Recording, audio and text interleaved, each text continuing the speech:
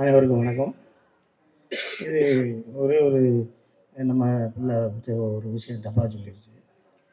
செல்லுமணி சாரோட நண்பரில் அவரோட தம்பி. அனைவருக்கும் வணக்கம். ஒரு 4 பேர்லாம் தூங்கிட்டீங்க, எல்லாம் நல்லா இருக்கீங்களா? ஓகே. இப்போ கேப்டன் பிரபாகரன் அப்படின்னா அந்த கேப்டன் பிரபாகரனுக்கும் சிங்கம்புலிக்கும் என்ன இருக்குது? ஒன்றும் இல்லை. ஆனால் எங்கள் கேப்டனுக்கும் சிங்கம்புலிக்கும் என்ன இருக்குது அப்படிங்கிறத ஒரு 3 இன்சிடென்ட் மட்டும் சொல்லிடுறேன். இந்த படம் ஆர்கே செல்லுமணி சார், அது ராஜ் அந்த அந்த ஷோலே படத்துக்கு அப்புறம் மிகப்பெரிய படம். அதை நான் வந்து ஓசியில் பார்க்கணும்னு சொல்லி சேம்பரில் போய் உட்காந்து அடி வாங்கி வெளியே வந்து, அதெல்லாம் அடுத்த கதை விட்டுருங்க. அவர் செல்லுமணி சாரோட தம்பி ராஜா என்னோடய க்ளோஸ் ஃப்ரெண்டு. உங்கள் அண்ணன் என்ன செய்கிறாரு, எப்படி பேசுகிறாருன்னு பொழுதுனையும் கேட்டுக்கிட்டே இருப்பேன். சும்மா இருந்தேன் சொல்லிகிட்டே இருப்பார்.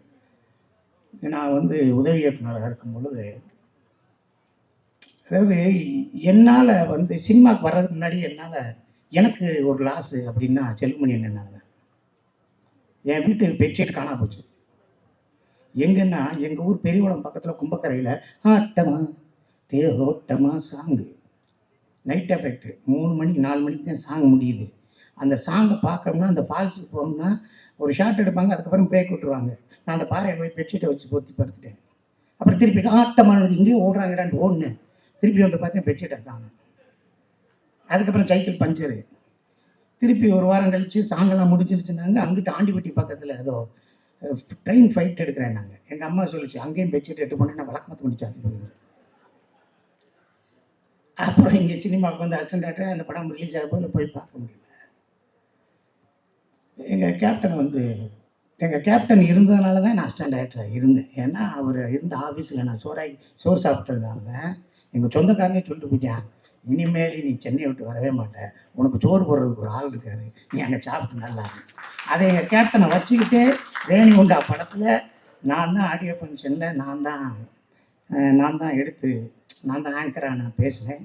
அந்த பேசி முடித்ததுக்கப்புறம் எங்கள் நிக்காஸ் ப்ரொடியூசர் என்னை தாஜ் கன்னிமராக சாப்பிட போயிட்டார்.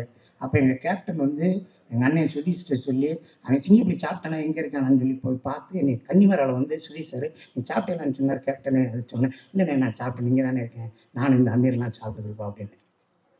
இதுக்கு முன்னாடி என்னென்னா, நான் சுந்தர்சி சார்கிட்ட அசிஸ்டன்ட் டைரக்டர் வேலை பார்க்கும்போது எங்கள் சுந்தர்சி சார் வந்து ஒரு வீடு இருந்துச்சு. அது கேப்டன் சாரோட வீட்டுக்கு எதிர்த்தாப்புல ஒரு வீட்டில் குடியிருந்தார். அவங்க ஐவி சசியோட வீடு, சீமா அவங்களோட வீடு, அதில் 2வது மாடியில் இருந்தார். வீட்டு வீடு கேப்டன் சார் வீடு. நான் சாரை காலையில் பார்க்க 7:30 மணிக்கு போயிடுவேன். போயிட்டு அப்படியே பார்ப்பேன்.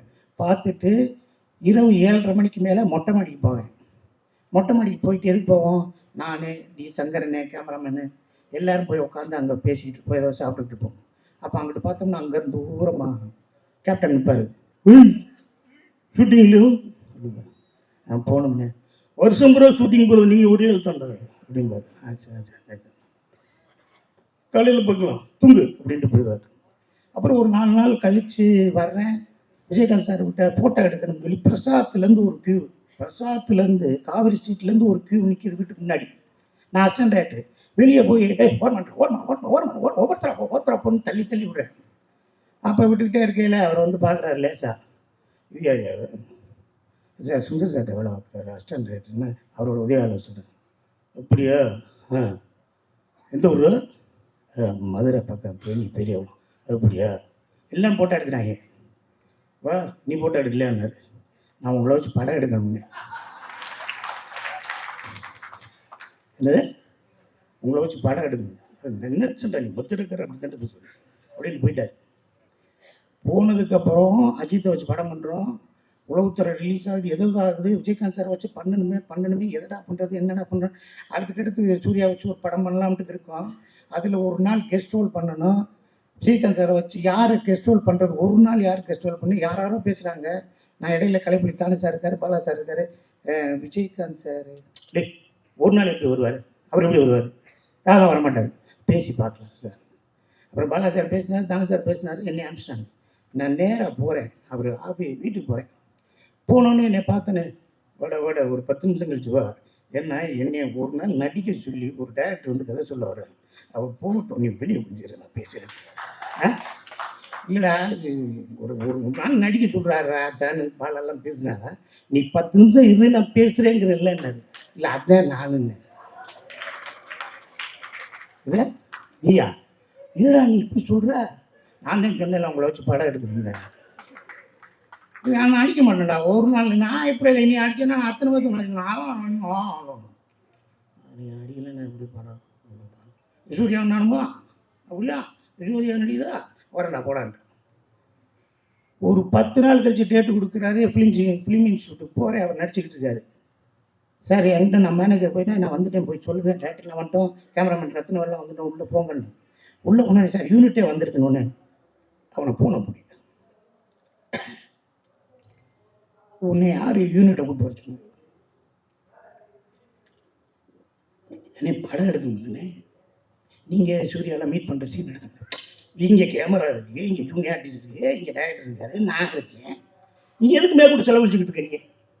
நீயே ரத்னவேலு சூர்யா அது 3 பேர் மட்டும் வாங்க, 3 பேர் தான் வரலாம்.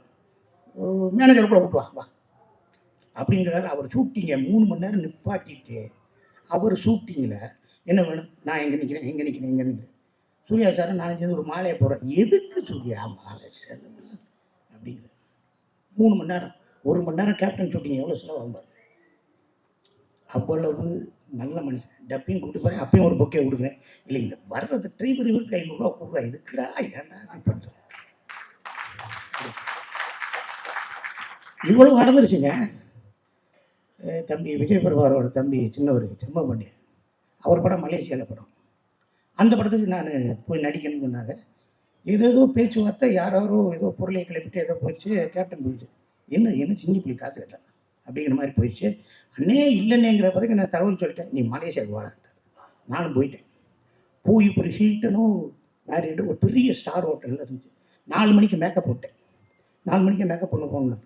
அப்போ என்னை இன்னும் கொஞ்சம் இப்போ பாருங்க முடியும், இதுக்கு மேலே ஒன்றும் இல்லை, இன்னும் கொஞ்சம் நல்லா முடி வெட்டி மண்டையில் உள்ட்டாவெல்லாம் வச்சு ஒரு டாட்டு உள்ளாங்க வெட்டி அப்படியே போயிட்டாங்க. காலையில் பஃபேல போய் சாப்பிடுங்கன்னாரு. நான் அப்படியே கீழே இறங்குறேன். கேப்டன் அங்கே முன்னாடி உட்காந்து ஏதோ ஓட்ஸ் ஏதோ சாப்பிட்டுட்டு இருக்காரு. சரி இப்போ எதுக்கு வேற பேசணும், அப்புறம் பேசிக்கலாம்னு மலேசியாவில். அப்படியே நான் ஓரமாக போகிறேன். என்னை அப்படியே பார்க்குறாரு.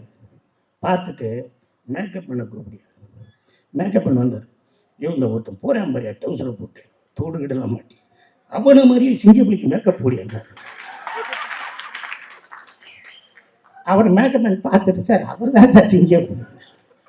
நான் நினச்சேன் கூப்பியல் எவ்வளோ அவனோட நானும் இப்படி தட்டுக்கிட்டெல்லாம் எடுத்துருவேன். என்னடா காலையில் 4 வெண்ணி முட்டியா அப்படின்னாரு. அவனை அப்படின்னு ஏன் என்னை பார்க்காம அங்கிட்டு போகிறேன். இல்லைன்னு அவங்களுக்கு தொந்தரவு, வாடா இவங்க இன்னும் படம் எடுத்துக்கிட்டு இருக்காங்க, அதை பற்றி நம்ம தனியாக டிஸ்கஸ் பண்ணோம்னாரு. 4 நாள் தாங்க ஷூட்டிங்க, 16 நாள் கூட என் கூடயே அப்படி நடந்து போகும்போது என் தோள்பட்டிலே கை வச்சுருப்பாரு. ஏன்டா சிங்க எப்படின்னு பேர் வச்சாங்க, நீ ஏன்டா அண்ணனுக்கு இன்னும் கதை பண்ணல, நீ என்னடா சரி இந்த சீனை எப்படா எடுக்கலாம்.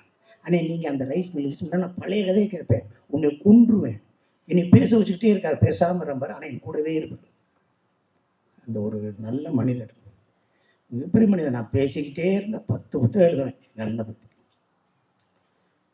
எங்கள் அண்ணன் கேப்டன் பெறுவார். கேப்டன் பேர் கொடுத்த எங்கள் அண்ணன் செல்வமணி அண்ணனுக்கு வாழ்த்துக்களை சொல்லிக்கிறேன். அவர் புகழ் என்னைக்கு இருக்கட்டும்.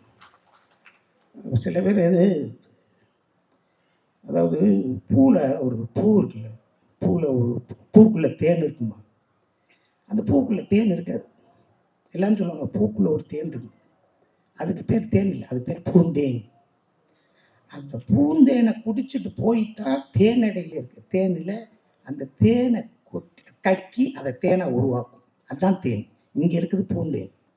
எல்லாரும் பூக்குள்ளே தேன் இருக்குன்னு ஸ்பூனில் ஊற்றி விட்டாங்க, அதெல்லாம் ஒன்றும் இல்லை.